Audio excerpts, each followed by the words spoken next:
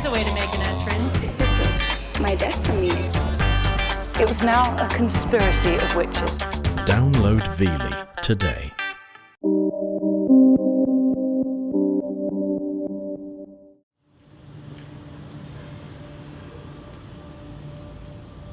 Pure fentanyl, it is fire.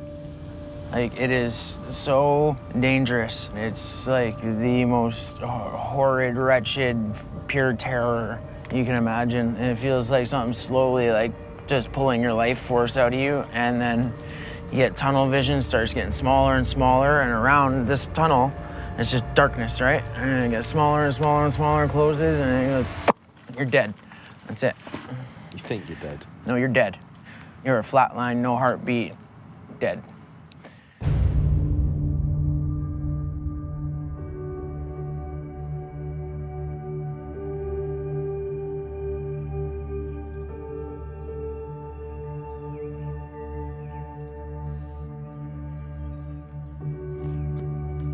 Vancouver, a city renowned for its natural beauty.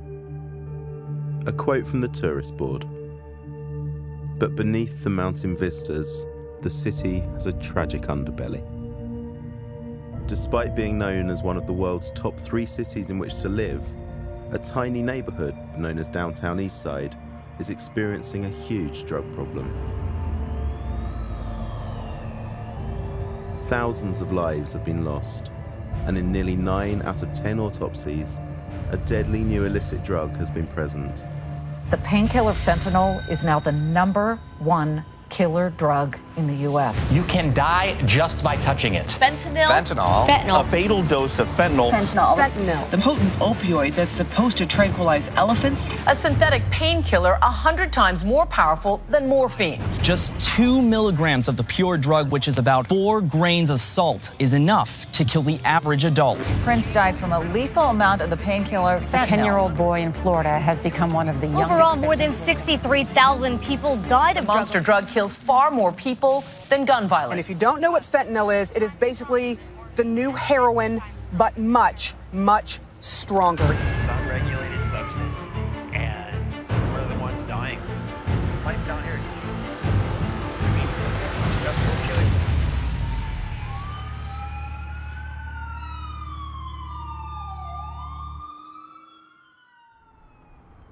Hey, what's up, bro? Not a whole lot. I'm on a documentary right now, brother. I'm on a documentary here talking about opioid use and shit. Yeah, I'll come talk to you in a minute. Hey, wait down here. I gotta talk to you, bro. Just give me a minute. Yeah, there's another fellow bro in the hood, you know. Friend of yours? Yeah, a good friend of mine. Dealer? No, that doesn't matter.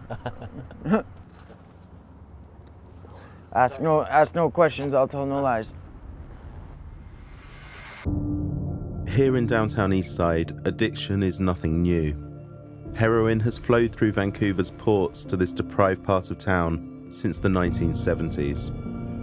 But market forces have seen that heroin supply replaced. Fentanyl is stronger, cheaper, and much less bulky to import. Where are we going, Kevin? Where would you like to go? Do you want to see what it's really like? Sure. Let's go.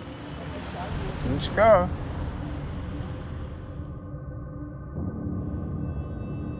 This is East Hastings Street now.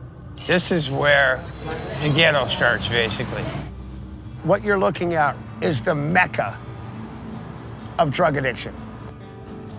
We have been an active narcotics hub for ever since I can remember. Maybe that's why I came here. That is probably why I came here. Illicit fentanyl hasn't flooded the street drug supply outside North America yet. Do you think this could become a global problem? And if it does, what should people expect? Death. Lots of fucking death. People are gonna die, and it's not gonna be pretty. It is wildfire. People will try it, love it, and they'll never quit. These streets were crowded. You're talking about 1,500, 2,000 people died just in this block. Mama put my guns to the ground. Our government knows what's killing them. Now, I've seen our government address an epidemic before, SARS. They spent multiple millions of dollars to keep us safe from SARS. Any idea how many people died from SARS? I know, 14 people died from SARS. We lost 14 people last fucking week, right? This is a huge problem. The United States lost 72,000 people to overdose death last year. Canada lost 8,000. All right, these are large numbers of people dying of a preventable death, and it will not be any different in Australia, the United Kingdom, anywhere in the Western world. It's just, it's inevitable. It is. I mean, this stuff will kill you. If I wanted to buy fentanyl right now, how easy would that be? Well, it would pretty much be simple for you to get fentanyl and be impossible for you to get heroin. Because it's all fentanyl now. Even if there is heroin, it's got fentanyl in it. How far do you reckon we are from a drug dealer? Feet. Yeah? Yeah. One drug dealer or a lot? A lot. A lot. But, you know. What's your name, buddy? Sylvester. And what are you doing hanging out on the street corner here, Sylvester? Selling fentanyl, you know, trying to get by. I live on the streets, so I got to make a living somehow. I don't want to rob stores or nothing. I've got about 10 years in the pen. This way here, I stay out. And how's business? Are you selling a lot? Booming, man. Like, you can never have enough. So how many people are buying fentanyl from you each day? 100, 150. Every day? Every day. Is the dealing here quite organised? Is there like a bit of a kind of chain of command to it? Yeah. Different gangs run different alleys. I'm on a 12-hour shift. How do you get that job? Because I don't think they're advertising that in the newspaper, right? No. It's through connections, mostly coming out of jail. What's fentanyl done to the community around here? Destroyed it. I lost like 40 people that I know well close to me in the last 3 years. People never did drugs in their life, picked it up once, dead. From fentanyl? From fentanyl. Is it possible any of them got that fentanyl from you? It's possible. That bother you? To an extent, but they're gonna get this from somebody, right? I mean, I guess apart from anything else, it's not great business practice to be killing your customers, right? No. I don't think anybody wanted anybody to die, but the thing is, heroin, it used to come and it's heroin. This fentanyl, we're making it ourselves. You go online on the dark web, you order an ounce of fentanyl from China. It costs you $350, pay an extra $50, the next day it's delivered right to your door. You take that $400 worth of fentanyl, and you make 1,000 grams of down. Yeah. And you're getting anywhere between 100 and 120 per gram. So do the math. Jesus. It's like mining diamonds, isn't it? Yeah. Like gold. You're taking $400 and you're making 100 grand. But while it's lucrative, illicit street fentanyl is often being cooked by amateur gangsters in their basements. They're making the recipe up as they go along, and the final product is synthetic and wildly inconsistent. Customers here told us that what they buy on the street can be any color of the rainbow. That's what, like right now, everybody wants the dark green. They come up and ask you got the dark green? If you don't got it, they shop around. Why do they want that? Because that's the highest fentanyl. But that's also the shit that's killing people, right? Yep. You're playing Russian roulette. And people are comfortable to take that risk. As soon as they know that stuff's dropping people, they're running to you. Who got that green stuff? Because they think they're the ones that can take half of it or a quarter of it. Or. And if people are dying from it, then it must be good shit. Is that the logic? That's the logic.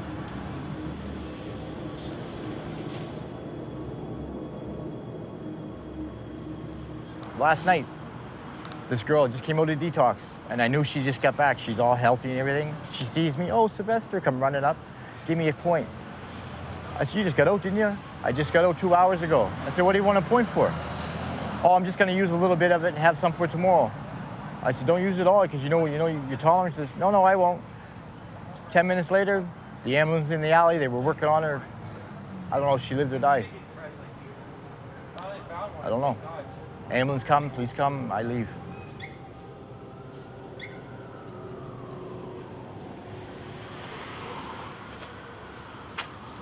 So how much do you sell it for, and what do people get for that? $10 for a flap. Can I see?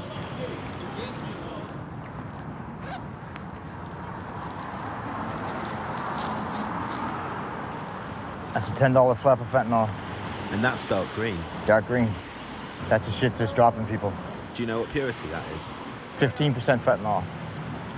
3% heroin. The rest is baby laxative, sugars. Is it possible that I'd die if I took that? Yep. All depends how high your immune system, you know, your tolerance. I mean, I've never taken fentanyl before. If you took that, you'd die. 100%? 100%. And if I bought the same quantity of heroin off you, would I die? No.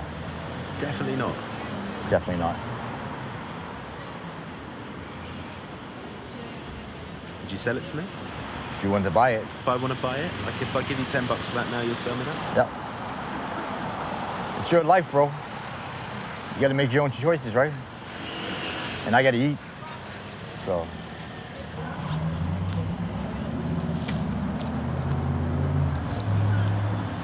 Just like that, man. The candid way in which Sylvester discusses his day job is conflicting. It's easy to judge him, but the reality is that fentanyl has become normalised in downtown Eastside. And for the homeless community who live here in desperate hardship, it's one of the very few tradable commodities.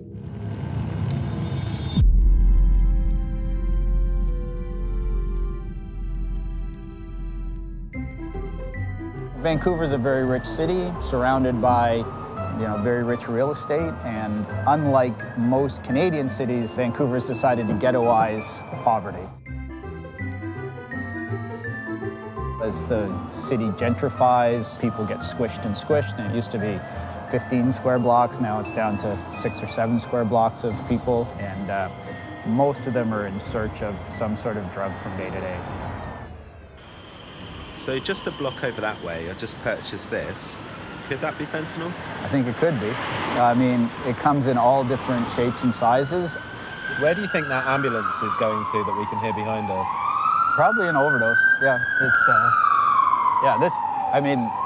It's surprising it's the first one we've heard, because there's multiple overdose calls in this little community per day. And sometimes it's just been horrific. Like, it's just been wall-to-wall ambulances and fire trucks and people lying on the street, and it can look like a war zone. People are being slaughtered down here at numbers that are just offensive, and nobody gives a fuck. The war on drugs, the war on Iraq and Afghanistan combined. This is the worst. No, you're in it right now. Like, you think Afghanistan's bad. This is an unregulated substance, and we're the ones dying. The capital of the opioid crisis. This right here was my last $10 and my only $10 that I sold a crowbar and an angle grinder for. I got a coffee and some dope. Yeah, usually you don't eat and you live, breathe, and work for this. How can you know really what's inside that? So I guess it's fentanyl. He's also got the powder version there. Like, you never know what you're gonna get. It's a surprise all the time. So these are both fentanyl, but it almost looks like a different drug. It does. You never know. Like, it always looks different. It's just one big fuck around. Really is, sorry for the language, but it's food, clothes, shower, drugs. It's constant.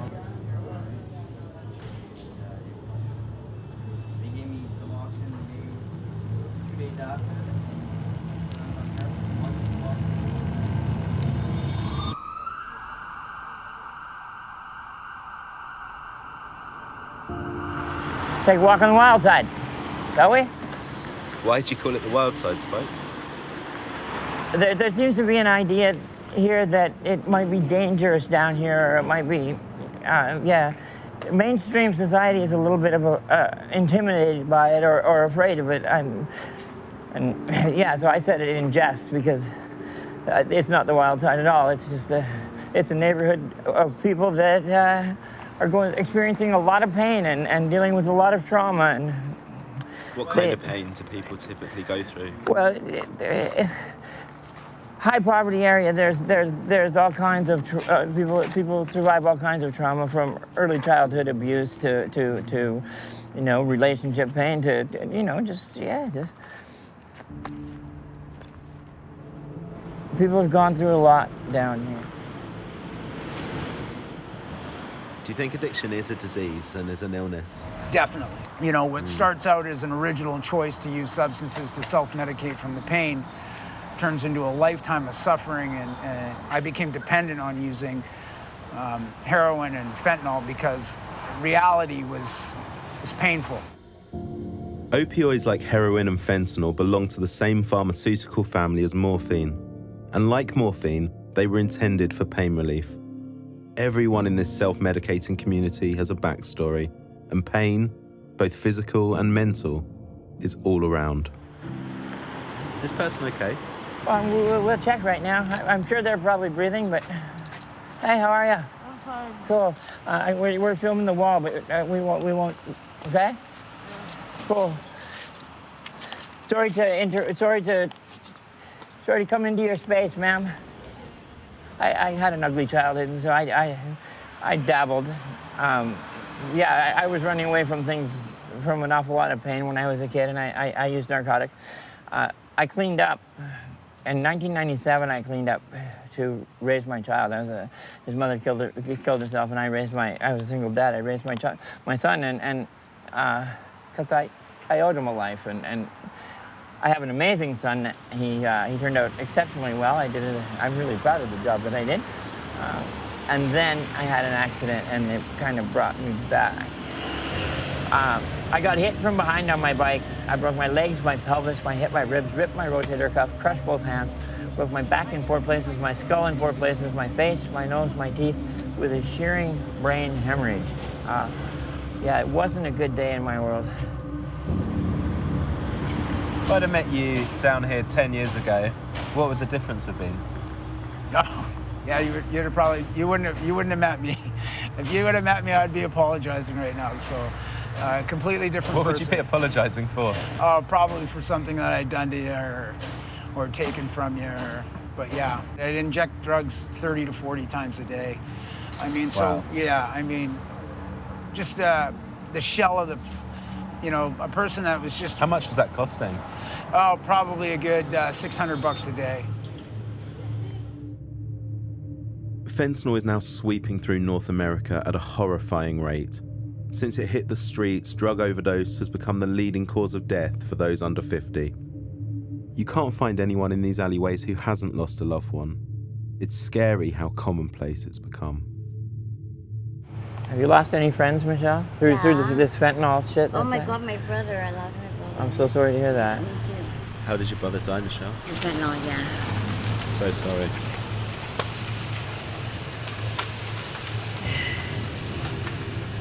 That's the fentanyl truck there. No, I'm kidding. Perhaps fentanyl's cruelest trick is the Stockholm syndrome it pushes to its victims.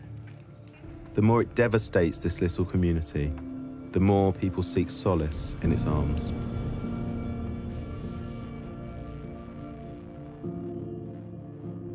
But here in the hardest hit neighborhood, the very people in the midst of its grip are the ones leading the fight back.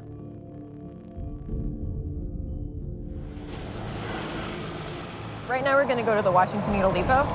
It's peer-led, and we hand out harm reduction supplies for the community. Peer-led means that the staff that work there use drugs themselves and are part of that community? Yeah, absolutely. Yeah, it's really important that people from the community are the ones leading it. Hey guys. Hello. Hi, cameras. So double shift, no one showed up for this afternoon, so we're going to go hit up the East End. Perfect. And we got one OD this afternoon, one this morning. Oh, man. 55 needles found and two Narcan kits given out. So. That's your first day. Yeah, first day. Not bad. That's amazing. All right. Thank you so much. We'll hit it hard. You're welcome. Well Take care, done. Sarah. See ya. And it was this guy's first day? Yes. And he saved an overdose already? Yeah. Is that pretty common? Would you have an overdose every day like that? Well, I mean, it depends on where the routes are, but downtown East Side, it's pretty common.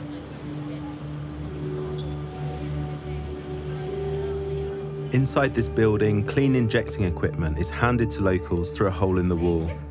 The idea is to stop the spread of bloodborne viruses like hepatitis and HIV. It's open 24 hours a day and hands out 1 million syringes a year. So, Corey, how many needles would you give out in a normal shift? Oh, wow. I've gone through, one of these boxes have 500 rigs in it, and one day I went through 4 boxes of rigs in one shift. Rigs. Yeah, that was a busy day. Why is it so important that people around here can get access to those clean needles? Well, they'll use whatever they need to use. They'll use a dirty rig that they find. That's how people get Hep C and AIDS, right? They'll share rigs. They will use toilet water, puddle water, whatever they need to use to get water, right?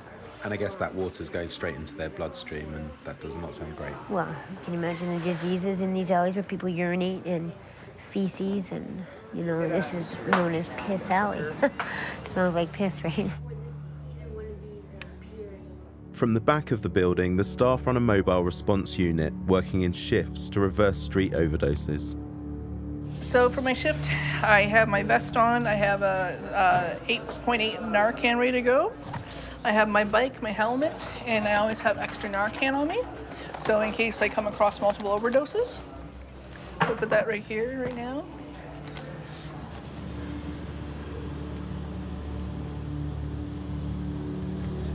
Workers like Jen patrol these alleyways, administering life-saving medical interventions. Their secret weapon is naloxone, the fentanyl antidote, commonly known by its brand name, Narcan. Fentanyl is an opiate, and what it does is it shuts down your respiratory system. So pretend that like this is fentanyl coming in your system, right? So when you shoot someone up with Narcan, it's like a wall goes up, and so the fentanyl hits the wall, it can't keep on going. The more Narcan you put into the system, the bigger that wall gets. So what you're saying is it's actually quite easy to reverse an overdose? Yes, it is. So then, if it's that easy to reverse an overdose, why do we have so many people dying of overdose? Because people are using by themselves. People are really ashamed about their drug use. You're labeled as a criminal or a junkie or a crackhead. So they use by themselves in dark places, like where people can't see them or can't find them until it's too late. If you find someone overdosing, how long have you got? You got 3 minutes, and that depends. I mean, usually it starts off that their lips are blue, and then you only got so much time to react.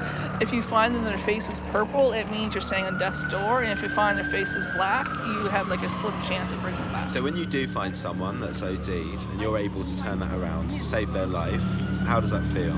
Extremely stressful and traumatic. You remind yourself this is why you do this job. So for myself, personally, in the last 2 years, I responded to 31 drug overdoses. One Friday, we had 103 overdoses. And then a week later, we had 12 people die in the city of Vancouver. On one day? In one day.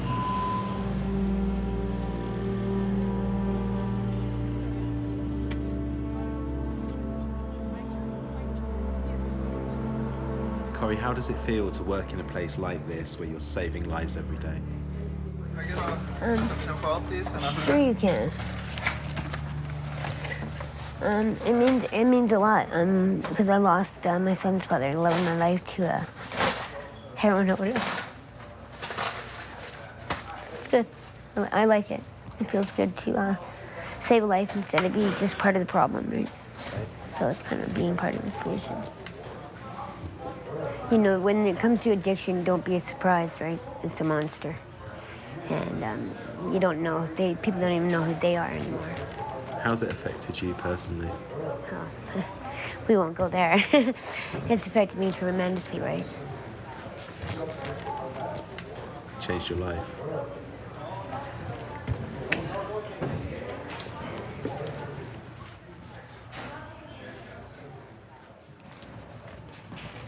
What do you do? I can get a tube and 4 pieces of tin foil, please. Yes, of course. There's more than 4 there.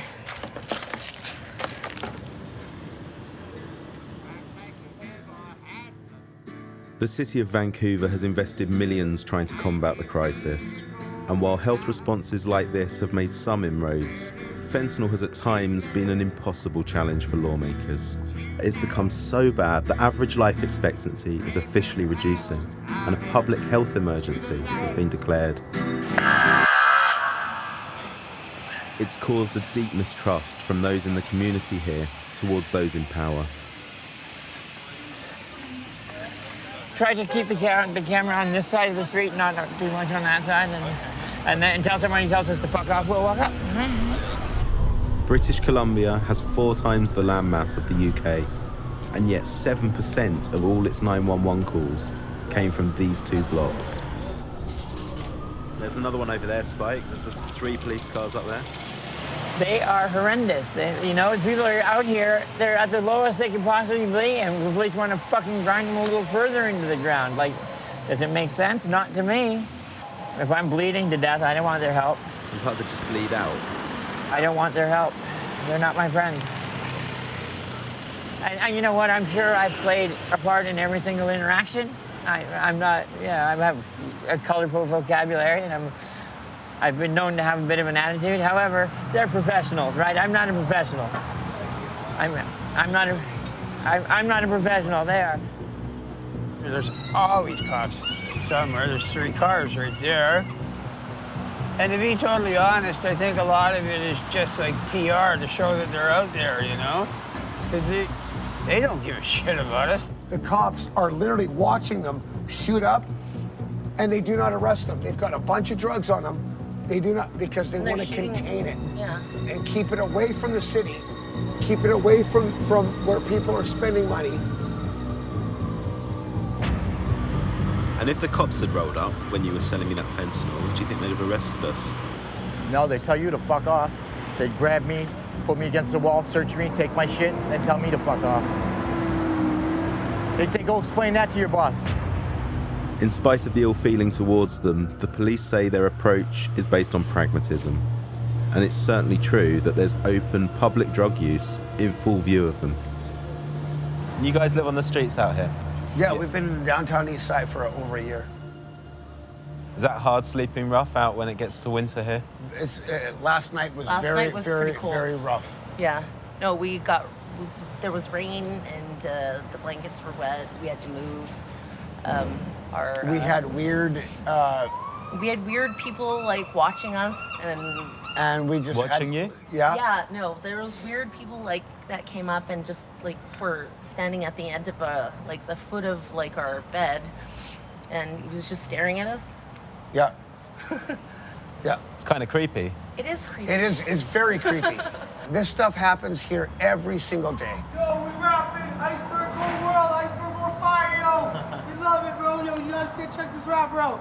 Iceberg Cold World, free BDs for you for life. Yo, we in the background, we love it. Yo, free BDs. We gotta I don't know what that means. How did you guys meet? We met at the library. And I ran after her. He chased me. Yeah. Why did you run after her? Love at first sight. Yeah, we were in the library and we were catching eyes. And then I left, and then she left, and I saw her walking down the street. And he ran. I said, I cannot let her leave.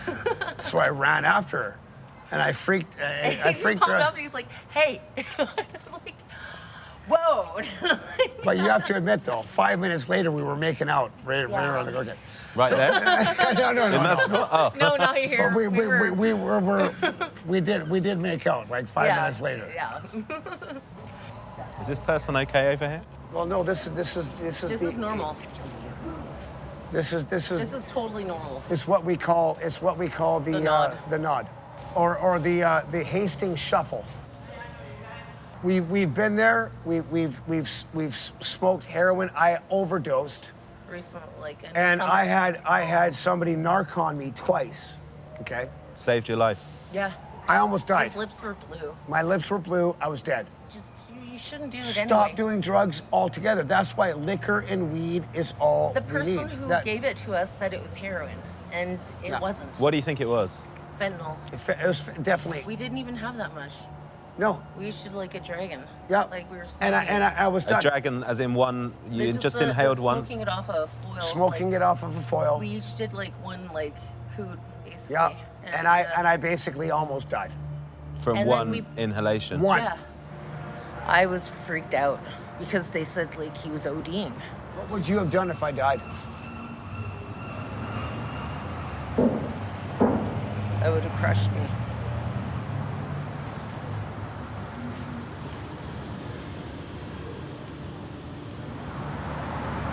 I don't even want to think about it.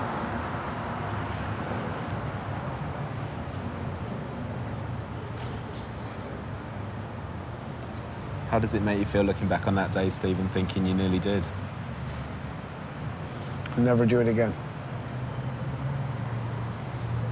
Never again.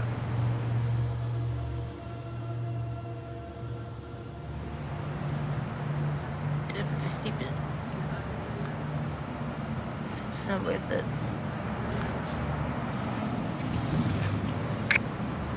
I love you. I love you.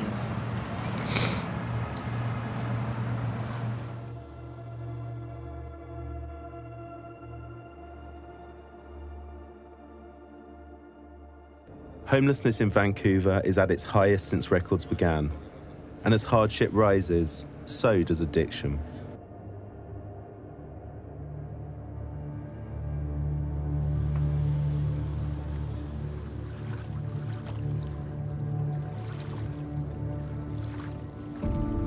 Across the water on a disused construction site, 300 homeless people are forming a temporary community. The conditions here are brutal, but they feel they have nowhere else to go. People are very vulnerable out here.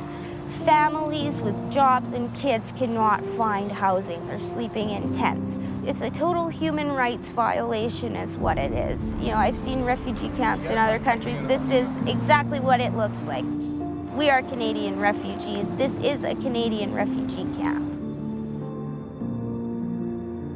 Mind if we have a look at your tent and see where you're staying? Okay, it's way down here. This is my tent.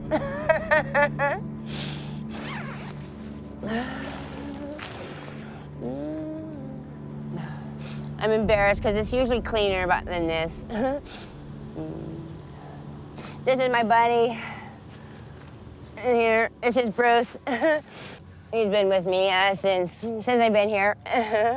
Yeah, and I got eagle feathers up there. They're saving me, keeping me safe. Yeah, like I said, it's a bit of a mess here, but I golf, so. Oh, you play golf? I'm not any Tiger Woods or anything, Okay. but.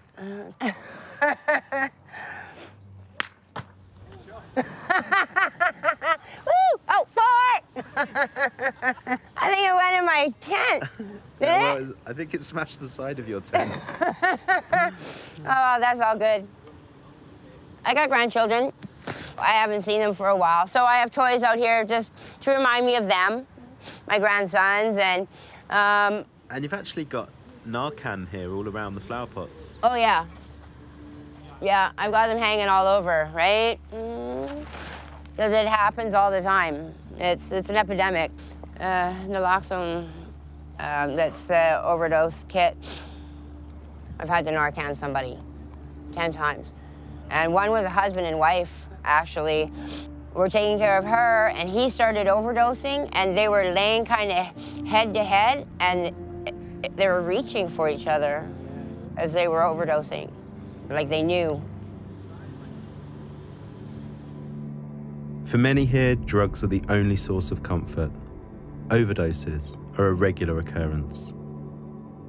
But from the roadside at the perimeter of the camp, a small group of activists are helping to reduce the death toll. In here, we have most of our supplies. So we've got our generator, chairs, a table. We've got Narcan. We've got information pamphlets. We've got bottled water that we like to hand out to people. Yeah. Everything you need to keep people alive today. Absolutely. Yeah. In a few hours, campers will come to this pop-up tent to smoke and inject drugs, including fentanyl, under the watchful eyes of the volunteers, safe in the knowledge that if they do OD, someone will intervene. That one's, this corner's broken, I think. Yeah. That's all right. You know, technical difficulties sometimes. Rather than giving clean equipment for users to take away, the volunteers here invite them into the tent to use their drugs under supervision. But what is the legal status of the tent? It's illegal. When the police do come by, and they might come by today, we kind of just remind them we're in the midst of an overdose crisis. It's been declared a health emergency by the province of BC, and you know, we're not here with the intention of breaking the law, right? We're here with the intention of, you know, providing people with a safe, supervised space to use drugs and respond to overdoses should they happen. It's an odd situation. Although fentanyl is illegal and the tent is unsanctioned, the medical supplies are directly provided by the health department. In times of crisis, sometimes laws become secondary. In the case of overdose, if fentanyl is the assassin, many believe societal attitudes to the homeless are a key accomplice. Isolation is a big problem. Shame and stigma drive many battling addiction to use alone. There's a lot of hate. You know, people think about junkies, thieves, crackheads. Sure, there's that, a lot of thieving and stuff going on, but there's real people here, you know. We get people driving by, throwing bricks, throwing bottles. Very hurtful. A lot of people take it to heart. I try not to, but still do, you know. It does hurt, for sure.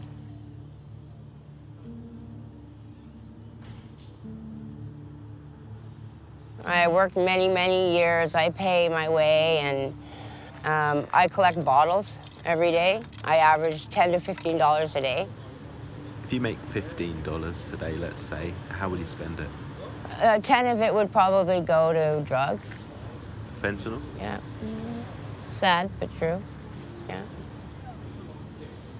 And why do you do it? What does fentanyl feel like when you take it? Just like a big hug. It's, yeah, just a warm place and nothing can hurt you.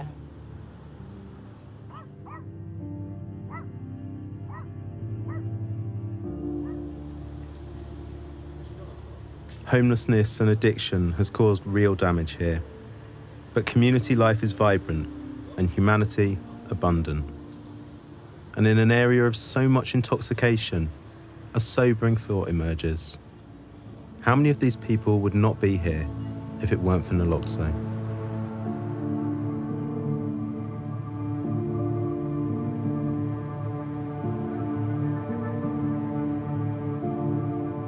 As night falls, the injecting tent opens for business, and the first of the campers arrive.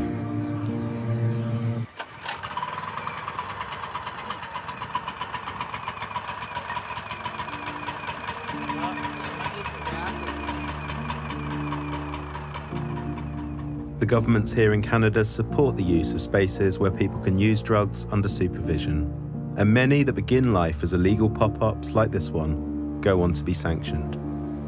Across the world, there are more than 100 such centres.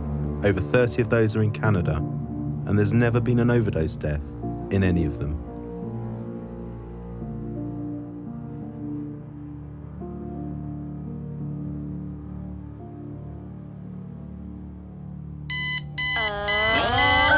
Wakey, rise and shine! This is Breakfast with the lovely Holly C. And the very charming Jamie Bell. With you till 9 from officially the world's best city to live. OMG. That's right, folks. #1, and that's official. #amazing.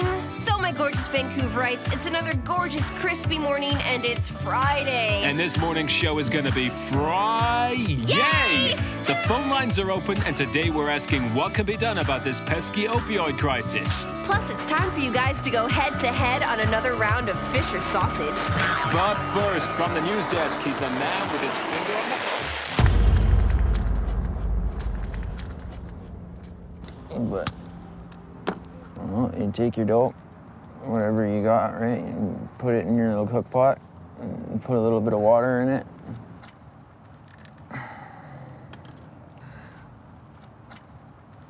And you're gonna take your syringe. It's like... Filter?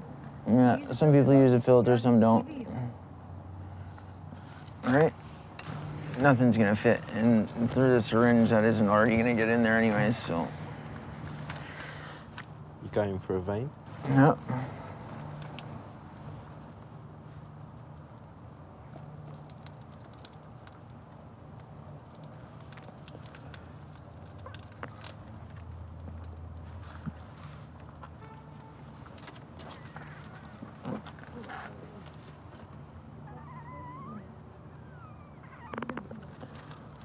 How does it feel? Great. Yeah, that's why I do it. You know, drugs are really what you make of it, man. Like, there's functioning addicts out there, and there's non-functioning addicts, you know? There's people that, like, do drugs until it runs them into the ground, and then they die, and that's it, you know? They're just another statistic.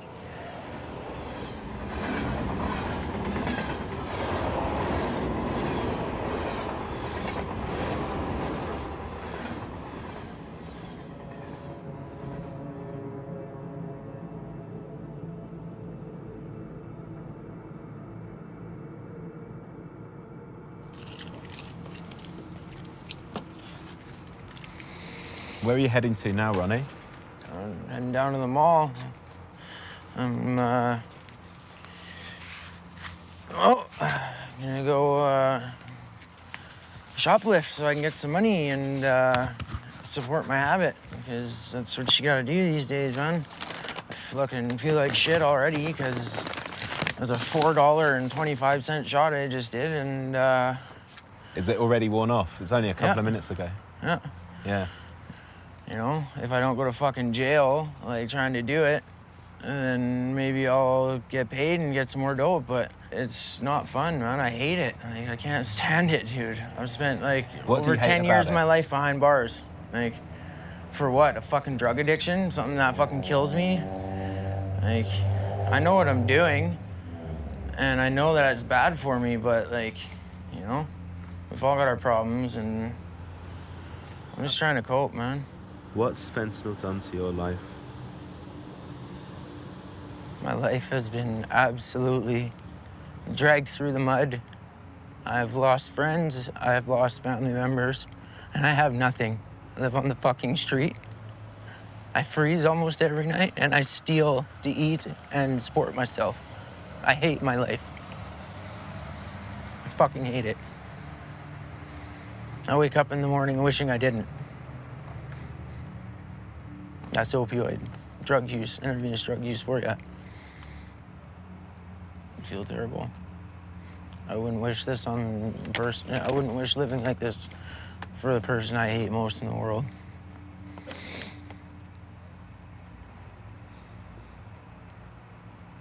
It's not living, man. It's dying. Like, you're running yourself into the ground every day and willingly doing it. And why? Because you're too scared to be dope sick or get off the drugs? No, it's because it's when you've done something for so long, that's all you know, man. All I know is jail and crime and fucking drugs. That's all I know. I'm lost. It sucks. I got a 5-year-old son, man. Doesn't know who the fuck his dad is. Some people say that people that use drugs have a choice. You're not choosing this, are you? You don't know. I'm not choosing this, man. I had one choice, and I made the wrong fucking one, and this is what I deal with now. Do you have hope for the future? Sometimes. I don't know how far my future's gonna go, man. I could be dead 20 minutes from now, who knows?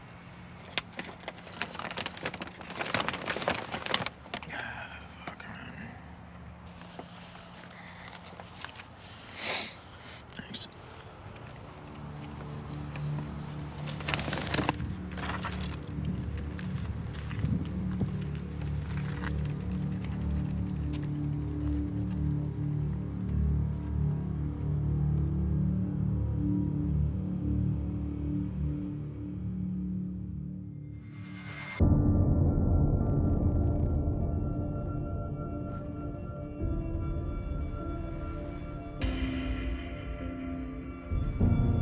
The chaos that you see are on the streets is only partially due to the drugs people are taking. It's more to do with what they have to do to get money, to keep the economy going, and whether it's sex work or stealing from cars, we could fix that.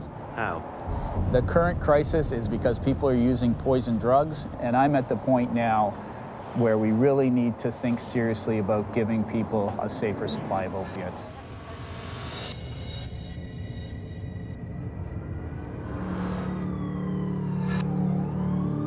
I'm right in the heart of one of downtown Eastside's worst affected streets. One small medical centre is looking to do exactly that. So we're going to go to Crosstown Clinic. And what happens at Crosstown Clinic? So we provide injectable hydromorphone and injectable diacetylmorphine to clients with severe opiate use disorder. And what is diacetylmorphine? Is pharmaceutical-made heroin, really. Okay, let's go inside. Come on in. That's right, it's a medical centre that gives heroin to people in addiction. The door needs to close. There we go. So come on in. So the clients are here for the nurses do a pre-assessment for them. Sorry, ladies. They enter into this room. They come up to this window here, and they'll give their name, their birth date, and the nurse will provide them or hand them their syringe. Right, can you just pass me a syringe? Thank you. So you can see here that we get, this is the dose. So it'll tell us the client name and then the drug that they're on.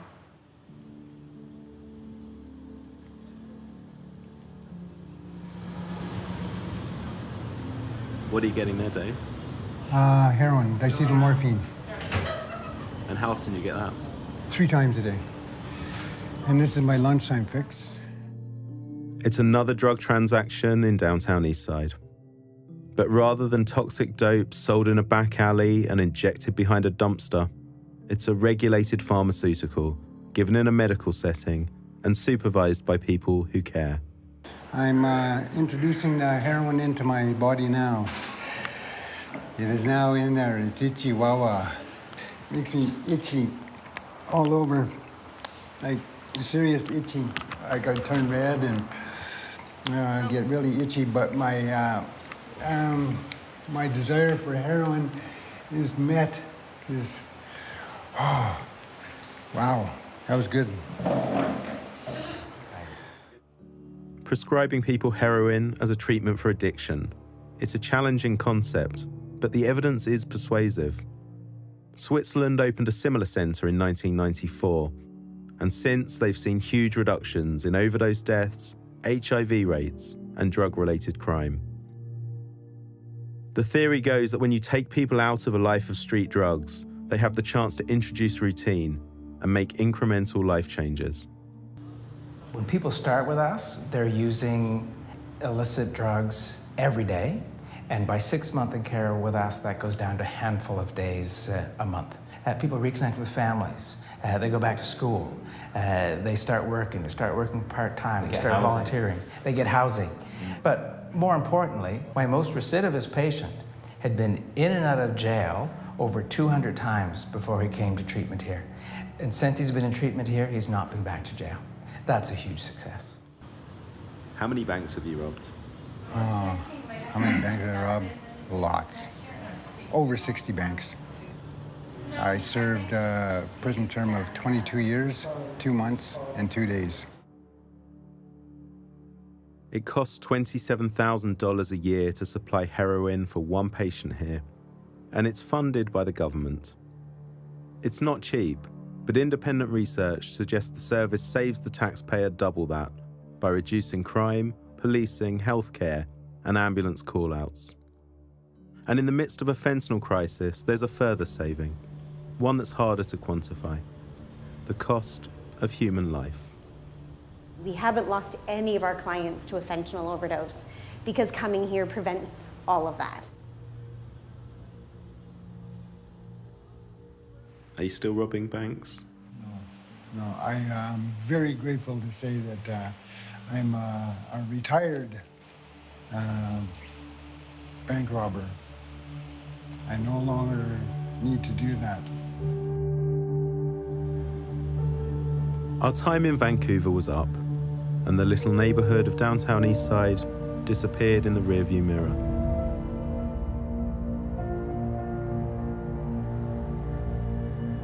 The opioid crisis here in North America is out of control, claiming a life every 7 minutes. And seeing it up close and personal has been heartbreaking. Heading for home means escaping it. But for how long?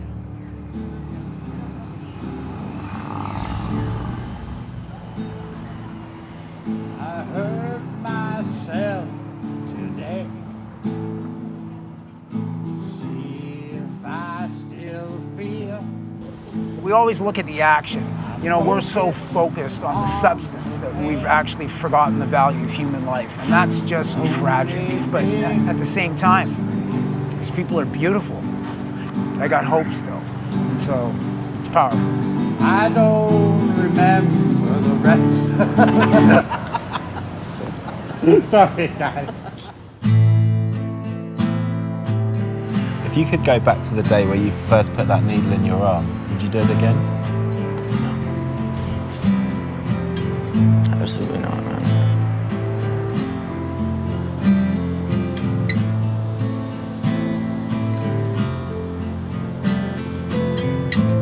The day that I put the first needle in my arm, wow. But it took every day of yesterday to bring the man that you see here today. And the man that you see here, I'm a good man, and I'm happy with who I am. I still love this woman.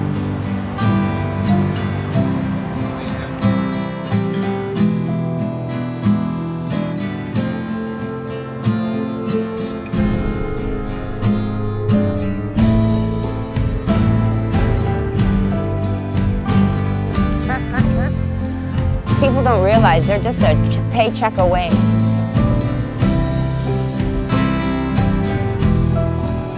If I make $300 tonight, $50 of it, I put away. I put away, I put away, I put away. I've been doing that now for 4 years. Another year of this.